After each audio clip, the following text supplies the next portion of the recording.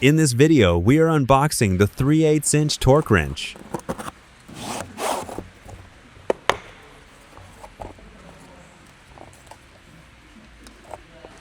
The set includes a 3/8" torque wrench, with a range of 13.6 Newton meters to 108.5 Newton meters, in 10 foot-pounds to 80 foot-pounds.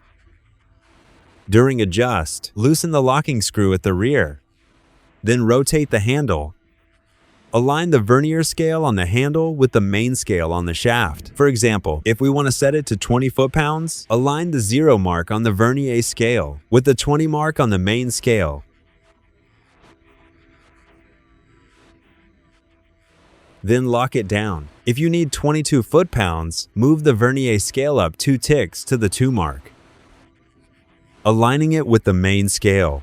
Then lock the handle and it's ready to use. The set also includes a 3/8 to a 1/2" adapter, a 3/8 to a 1/4" adapter, a 3/8 short extension bar, paired with rubber gloves and the instruction manual. We'll use this vehicle as an example. First, identify the fastener you want to torque. Assemble the extension bar and install the appropriate socket. Select the correct torque value. Here, we need to torque the fuel rail retaining bolts to 10 foot-pounds.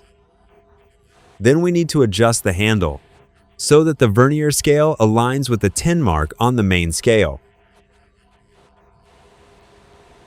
Adjust the handle so the 0 mark on the vernier aligns with the 10 mark on the main scale. Then lock the rear locking screw. The ratcheting head has a selector lever. Turn it to the right for tightening and to the left for loosening. A torque wrench is a precision tool. It is not recommended for loosening stubborn bolts. Now let's torque the bolt. Stop when you hear the click. Over-torquing can damage the torque wrench mechanism.